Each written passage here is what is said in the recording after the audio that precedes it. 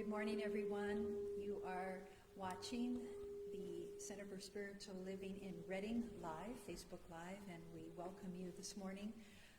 As always, we have some beautiful music for you and a talk from Reverend Mary today, and we're just going to go ahead and get started. So, everyone, Dalton.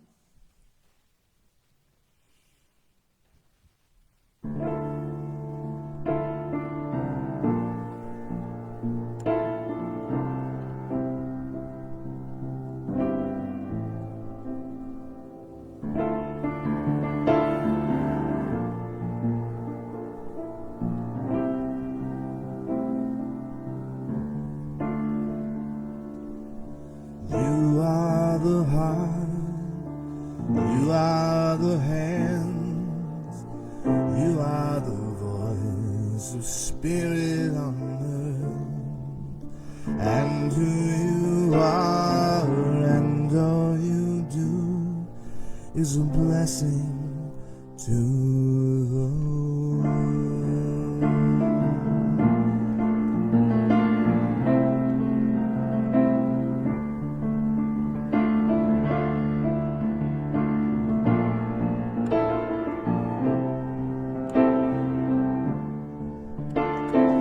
You are the heart, you are the hands, you are the voice of spirit on earth, and who you are and all you do is a blessing to the world. I am the heart, I am the hands, I am the voice of spirit on earth. Who I am and all I do is a blessing to the world.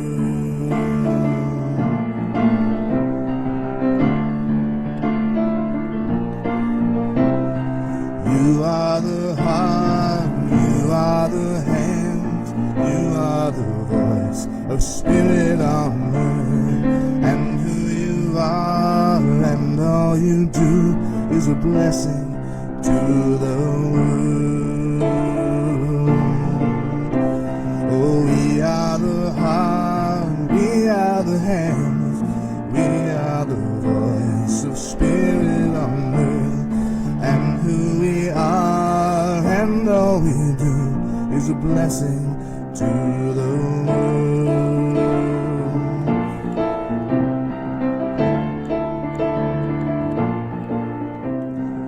You are the heart, you are the hands, you are the voice of spirit on earth, and who you are and all you do is a blessing to the world. You're a blessing to the world. I'm a blessing to the world. We're a blessing to the world.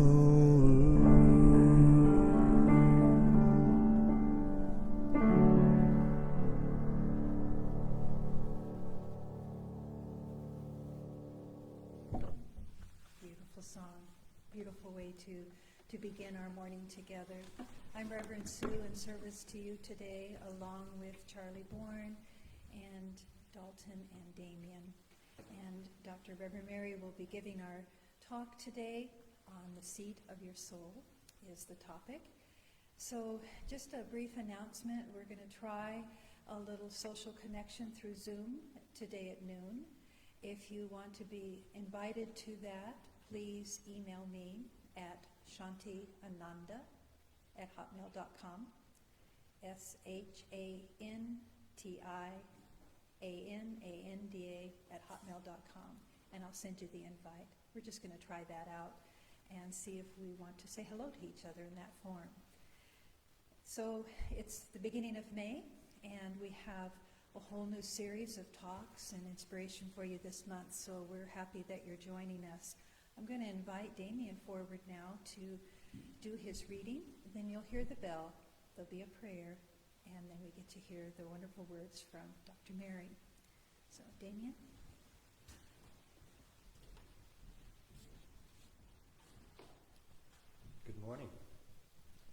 Today's reading is a meditation for self-help from page 531 in the Science of Mind. Ernest Holmes writes, "Child of all good, you are born of eternal day. There is no evening of the soul, for it shall live forever. It is deathless and perfect, complete, and one with the everlasting. No thought of tomorrow can disturb the calm of one who knows that life is one eternal day. No fear can enter where love reigns, and reason keeps faith with hope. The thoughts of tomorrows and the yesterdays are swallowed up in the great realization of the perfect here and the complete now. Today, I completely accept my wholeness."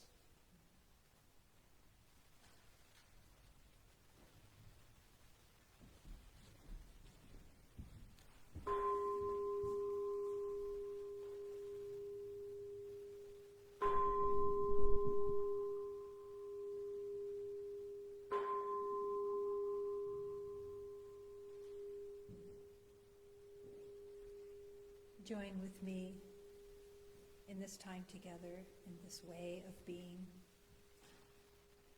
We recognize that as we center ourselves in the one love, the one truth, the one power, and the one knowing, that each one of us dwells in the comfort that we are cared for in every way and deeply loved. And in this connection, the soul of our being awakens to greater understanding, deeper patience, a quietness, and we allow ourselves simply to be fully present with all that is, and we allow ourselves to live each moment so fully, allowing the gifts of the moment to awaken in us a greater understanding. So we give thanks, truly the thanks for all the people around the world that are taking care of one another. In these ways of taking care of ourselves, we're taking care of others. So now more than ever, we feel the connection, the oneness, the unified field of humanity. And our souls connect on a level of compassion and empathy and love. I give deep thanks for waking up to this truth. And I allow the message today to inspire each and every one of us in the wisdom of the one to speak to us for what is ours to know. So we allow this service to unfold with grace, with ease, with joy, with love. I give thanks, and I release this word knowing it's already so. And together we say, so it is. So, Dr. Mary. Thank you, Sue, and welcome everyone. The title is Seat of the Soul. Now, the title itself obviously brings up Gary Zukav in the book that he wrote by that title. And in that book, he encourages us to become the authority in our life, in the way that we see the world and how we interact with people, to become the authority in our life, and to understand our actions and our motivations. The title also took me to think about the words, the seat, like the seat of the county or the seat of the city. And here in Shasta County, the seat of the county is in Redding. And that's where all the administration of the county is done. So for this talk, think of the seat of the soul as focused on the administration of our lives and how well that's working. Zukav believes that in this time of our evolution, we should consciously choose to make the values of our soul our own. And those values are harmony, cooperation, sharing, and reverence for life. The process begins by paying attention to how we react to people, What is our normal reaction? Or not normal reaction, but what are our typical reactions? How do we react to places? How do we react to things like the news? Maybe our reactions at times are a little volatile, maybe very emotional without thinking about it. And that's what we want to pay attention to, because those type of reactions that are just sharp and volatile and emotional is where some adjustment can be applied. Why? Because the energy behind those reactions is what is driving the creativity in our life. It's our intentions that are driving how our life shapes up. And so our reactions are doing the heavy lifting. And so we want to pay attention to those. For instance, if you're highly judgmental about someone or something or anything, the soul's values of harmony and cooperation probably don't show up very often. If we read the news and our blood starts to boil, the soul's values of sharing and reverence don't even have a chance to show up. With this virus, if you are in any state of anxiety or fear, yet you're on the spiritual path of becoming a loving and kind person, it's time to stretch yourself, time to stretch, time to set a positive intention. It's time to look at everything around you in your day as positive. This is how we evolve spiritually. We pay attention to our reactions to what we're doing, to our intentions. It's possible to choose love over fear every time. And when our intention is love, then this thing called compassion automatically comes to the surface. And our relationship with other people softens. On his website, Gary Zukav says this: the coronavirus is showing how large our fears are compared to the amount of love in humanity's consciousness. Something to think about. He invites us to look at our experiences and emotions around the virus to see our level of fear about it. What energy are we contributing to the collective consciousness of the world? In the Science of Mind text, the seat of the soul is discussed by Ernest Holmes on page 115. He writes, the seat of our soul is our subconscious, our memory, the creative power within, our beliefs that go into subconscious mind and then show up in our life. Subconscious mind has a record of everything we've ever said and done throughout our soul's journey, and everything we say and do today will be part of that library, if you want to call it. And either we put that in our library consciously or unconsciously. You know, love is a very powerful intention. And in this month's issue of Science of Mind magazine, it's about our intention. And it's interesting that the article by Ernest Holmes in the May issue is actually a transcript of a radio program he did in 1942. He said, the essence of love is a healing power that brings everything into wholeness, healing the wounds of experience with its divine balm. I thought that was sweet. Healing the wounds of experience with its divine balm. As it is written in John 4:18, perfect love casts out all fear.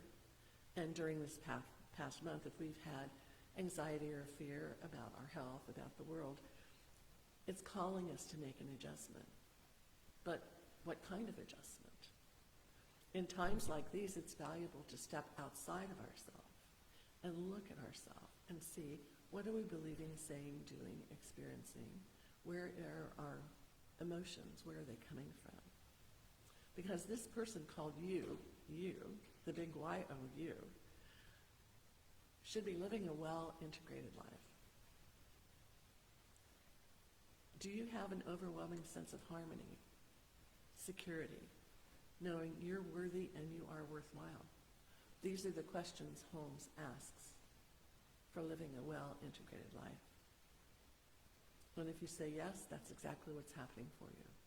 But if there are any areas that could need some polishing, hopefully this talk will help you find a way to do that.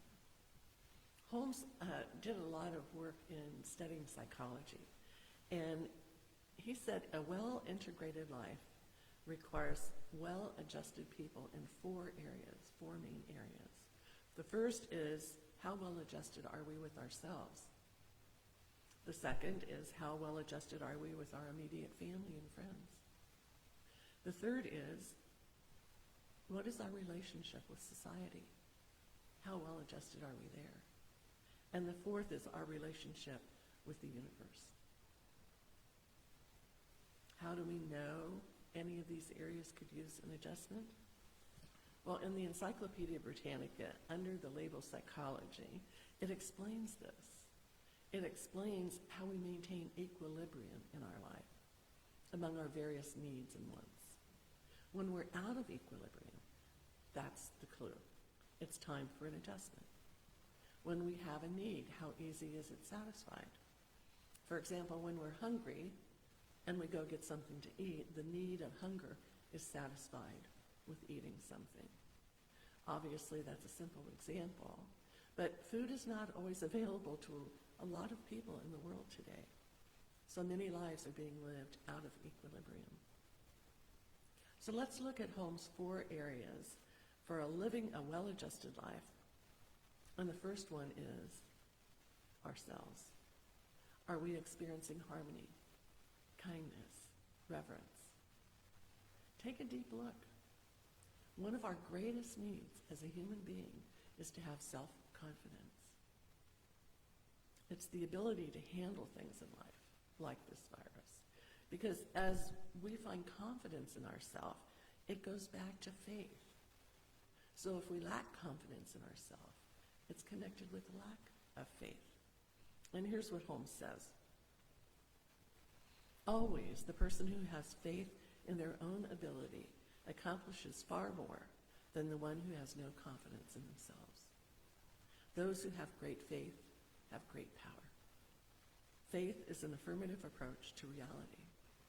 So if we're lacking self-confidence right now about the world in which we live, it calls for an adjustment in faith. So if we found ourselves in a state of fear or anxiety lately, it's an area of misplaced faith, misplacing our faith. Having a deep faith in security, health, and safety is a critical part of the ongoing creative process in our lives, because we believe our lives are created out of our deepest held beliefs, which Holmes thought should not be difficult to understand, but a thrilling experience to finally learn about the law of cause and effect in our lives.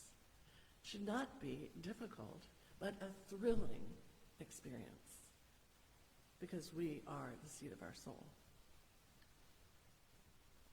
The key is going to the heart of what it is we want to feel. That's the emotional part. Go to the heart of what you want to feel. I had a great experience this week when I was talking to a mother of teenagers. And this mother said she was barely hanging on to her sanity, and I totally understood that. And she asked me if I knew a book for teenagers about happiness, and I thought, no, nothing that I could think of. So about 15 minutes after we hung up, I had this huge download of energy, and it said, research happiness, research happiness. So I spent time doing that, and for the next 2 hours, I cut and pasted 54 pages about how to be happy. And then I culled it down to 4 pages. And then I added some cute little graphics, and one was a picture of a bird, and it says, I'm as happy as a bird with a French fry, a little French fry sticking out of its mouth. And then I added some Winnie the Pooh cartoons, and I emailed it to the mother and to another friend who I knew was having a hard time, and I don't know if it helped them, but I felt terrific after doing that. So it's putting that rhythm of cause and effect into motion. It's a cycle, and it's all focused on our energy.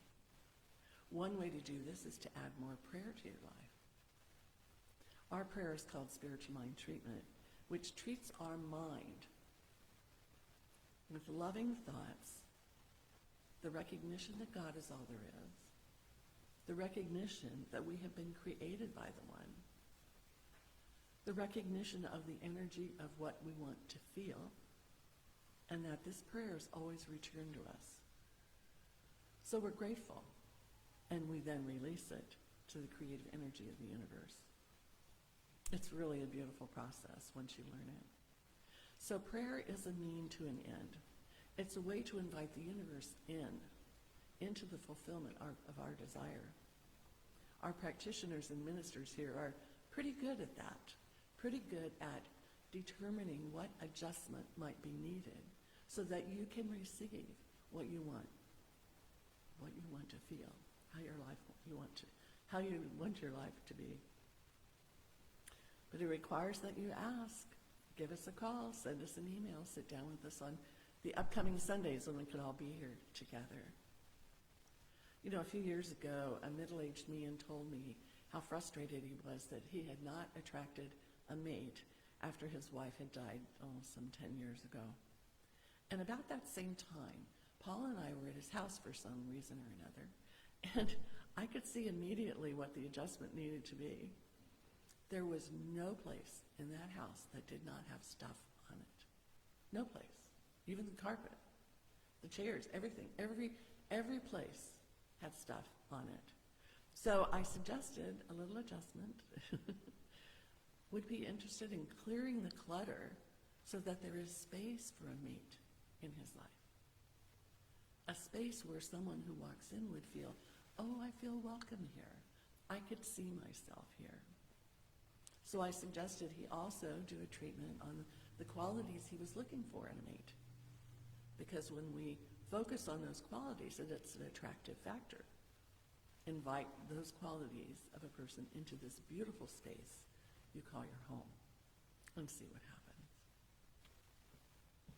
The second area of Holmes' suggestions of how to look at, well, adjusted we are, is with our immediate family, the people we work with or the people we hang out with. Are we bringing anxiety to those relationships these days?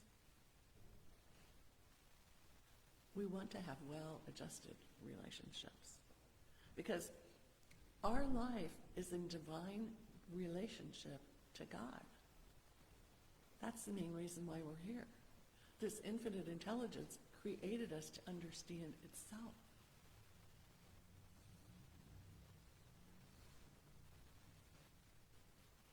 So when we are giving and receiving love, those vibrations in our thoughts and in our energy of our being go before us kind of like a wave on the ocean. It goes out and it comes back. We are rooted in the divine, and we are at choice on how we use that relationship with the divine. So when we talk about family and friends and people we hang out with, the greatest gift you can give is to see the divine in them, and they see the divine in you. Shower everyone with love, and as Holmes called, the healing balm of love. One of my favorite memories as being a practitioner was when a man came to me so frustrated because he couldn't get a job. He had a good skill set, which was good, but he said every time he sat down for an interview for a job, he knew immediately he wasn't going to get it. So I explained the law of cause and effect, and somewhere in him it clicked. The negative energy he was projecting in an interview, of course, was helping him not get that job. So I discussed, what does an employer look for in a new employee? Maybe being pleasant, that would help. Being positive, being confident, being willing to do what it takes to take on a job and do it well. It became obvious to him, like, oh, why didn't I think of that? And he had a big adjustment that he agreed with himself he was going to make. Well, 2 weeks later, he called me, and he'd been working on himself and bringing his best attitude to every interaction during the day. But after the next interview, he was once again disappointed he didn't get the job. And I said, it's going to take some time. It's going to take some time. You just can't instantly give up old habits. So he said, okay, I'm going to polish my authenticity in my interview process with people. And he said, it's taken some real effort, but I'm really working hard on it. And a week later, he was happy to report that he went into another interview with his polished authenticity, and he was hired on the spot. He was just thrilled. As Holmes said, it should be a thrilling experience to realize how this works. So the third area Holmes says to look at is our relationship with society as a whole. Now, I don't know about you, but I think most people could say, I don't even know of one society in the world that's really healthy. Everything appears dysfunctional. But is there anything you could call perfect? Because we're all human beings in this society. I found an article by a gentleman by the name of Pooja Mandal, and this article was 6 common elements found in all societies. And the first one was likeness, that you liked being in your family, that you liked being with the people you're around, that you like each other, you have mutual goals. And I see this center as a society like that. Unique people, yet like-minded people that enjoys each other's company, which is why we're so anxious to get all back together again and be able to see each other. And so if this is an area where you feel stuck, you feel like you're not in an energy of likeness, it's time to move your feet. Take a class. Go to the next time we have a book club. Go to the men and women's groups. There is a lot of ways here to be in a group where there is likeness, but there's also individuality. The second element of relationships in society is reciprocal awareness of our likeness. Most of us like singing with Dalton when we do the peace song or some of this other music that is so beautiful. Some of us like eating in the social hall after service. And in these times, we can find reciprocal likeness. And it means you have to move your feet. You have to take some action. Go on a SOAR event. I was thinking of the group that went out walking in wildflowers last week, and I think, you know, in that kind of a group, you really get to know each other and what people like, and to appreciate the awareness of our likeness. The third element is the appreciation of our differences. It's not just appreciation, but it's actually respect for our differences. Because we're all different. You know, I like to analyze things and do spreadsheets, and Dalton likes to sing, and Sue loves to do yoga. It's so wonderful. Our likenesses and our differences make it a fascinating community to belong to. I think of it as a really cool, juicy place to be. And very creative. This leads to the fourth element in societies, our interdependence. We get fulfillment by being with people and helping each other out. If this is an area where you're not feeling included, every one of our SAVA teams would love to have you on their team. There's so much love that we can give others in this time of staying home and staying safe. It's also very lonely. And I think of the interdependence of the choir. You know, you've got the sopranos, the altos, the tenors, the basses. You've got Judy on the piano and Dalton on the piano. Judy on the piano and Dalton directing these beautiful harmonies. But it wouldn't be the same if everyone in the choir was an alto. There's this interdependence. Together, we make beautiful music. The fifth element of society is cooperation. Obviously, that's something we obviously know, and when we're working together for a common purpose, it's important to have cooperation. It makes it difficult if you don't. But you may not be aware that the sixth element of society is conflict. Conflict. It's necessary in any time of struggle like we're going through right now. If one person says, this is the way it is, and we all go, okay. No. But if one person says, this is the answer, there's no struggle to find the truth. There's no struggle to find the optimum vaccine. Conflict. And I bet in many pharmaceutical labs around the world, there's conflict like crazy. But there's ideas, creative ideas, and one leads to another that leads to another. They're going to find the best answer to this issue. So our well-adjusted relationship with society is based on harmony and disharmony. It's based on cooperation, and it's based on conflict. So we've looked at all these relationships with ourself, our family, and society. The last area to look at is our relationship with the universe. Do we truly believe in God? Do we truly believe we're a soul on this journey into infinity? Or do we believe this is it? When death comes, it's all over. A lot of people believe that. I hope not here.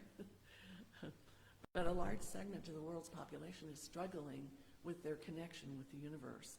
And it seems to be a very difficult adjustment to make when you have so many beliefs and spiritual texts that sometimes conflict with each other.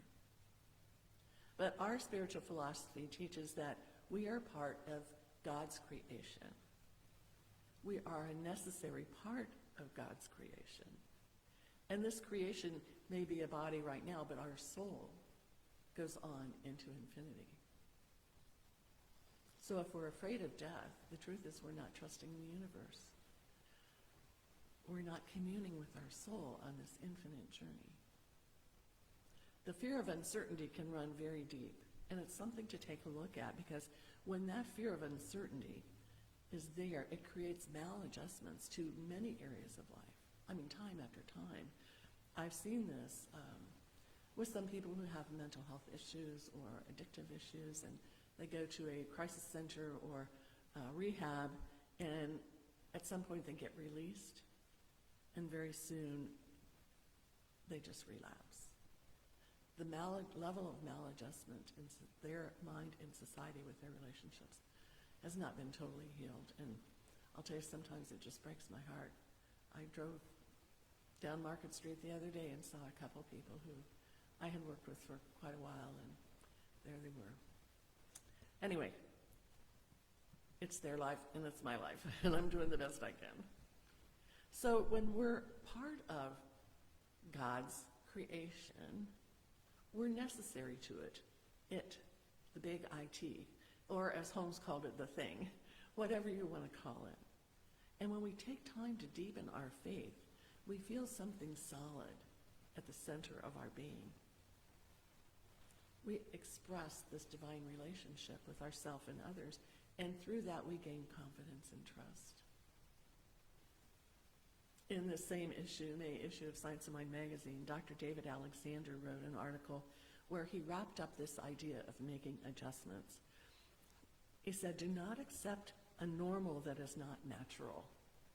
Do not accept a normal that is not natural. So often I'll hear, this is the new normal. No, I'm not going to accept that. I accept the best. So when we see that, it's time to make a clean sweep of our social conditioning, how we're relating to the world and the universe. And you know, thanks to this virus, you have time. You have time to take an inventory, to take a deep look at your relationships that I've covered. Where are these relationships less than blissful? Good question. Because you are the seat of your soul. You are the authority. Consciously and intentionally decide to be that administrator. To be the administrator of a life that is one of harmony, cooperation, sharing, and reverence. And you know what? You can begin today. So let's do a prayer about that.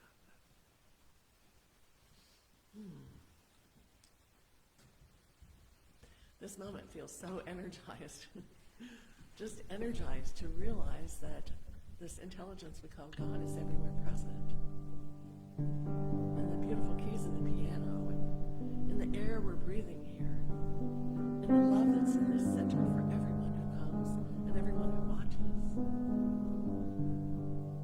And so I take time today to look at my life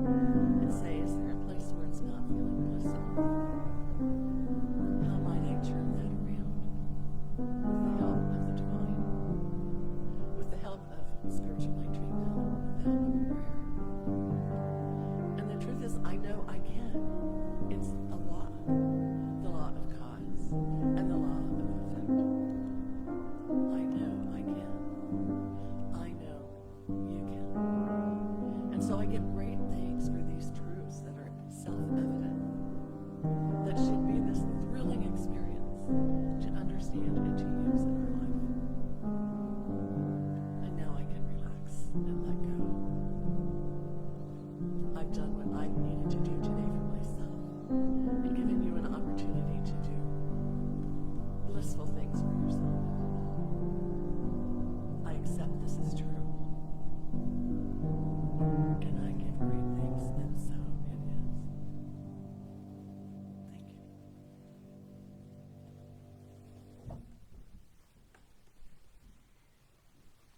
Thank you. Thank you, Mary. You know, as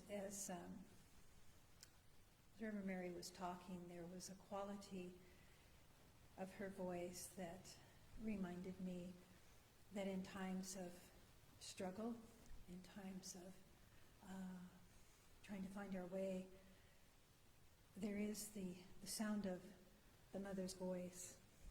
I was thinking of my own mother, the sound of the mother's voice. And Mary brought that to me today. There's just a comfort in the quiet tone of the mother's voice to remind us that we're all going to be okay. And there's wisdom along the way to help point our way. So I value that, Mary, very much. Now, if you have any offertory that you would like to support our center, we appreciate that. There's a way to do that on our website. There's a way to continue to honor the pledge and to send in some money to support our work here. We really deeply value that and appreciate it, and it keeps us moving forward. And in closing, I want to thank you for that, and also to update you this week, there is a new class, Bhagavad Gita, that I will be sharing with you on Zoom. If you are interested in that, again, check the website or the awareness. We just sent those out. And I'll send you the invitation for that because it will be done via Zoom. So with that, we're going to close our service today, again, in gratitude for all of those that are here to help create it, and for you there listening. We thank you. So now we'll close with another beautiful song. So let this open your heart and enjoy your day. Thank you.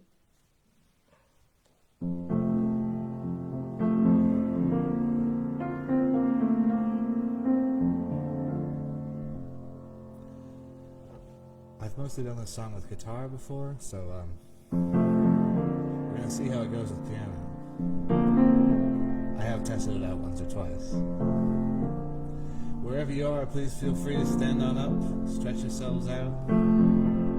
It's easy to stay sitting around during all this. I know I have been a lot, but stand on up, stretch yourselves out. It's a beautiful day outside. This is a call and response piece. I'm not going to hear your response, but I'm going to try to prompt you along, okay?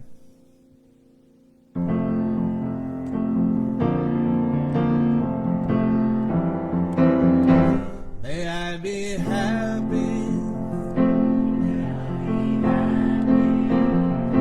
May I be peaceful.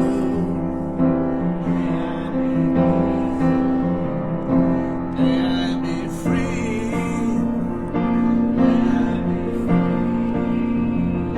May I be free.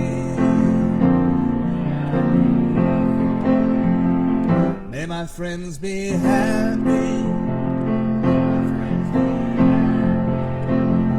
May my friends be peaceful.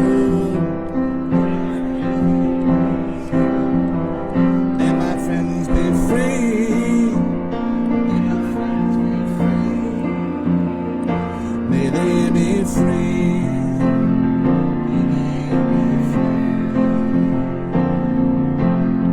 If anyone has hurt me, I now freely forgive. If I have hurt anybody, forgive me now. May they forgive me now. May my enemies be happy. May my enemies be peaceful. May my enemies be free. May they be free.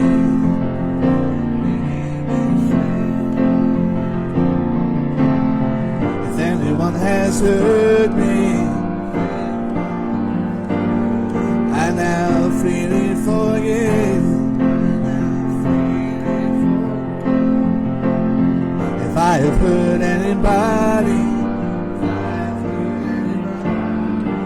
may they forgive me now. I forgive myself right now. May all beings be happy. May all beings be peaceful.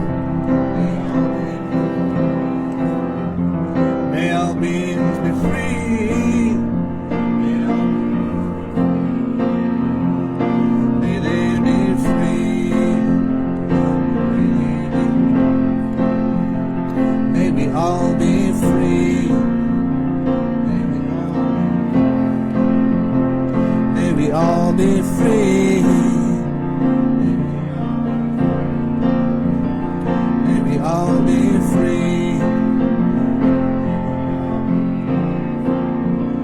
Now with me sing, may we all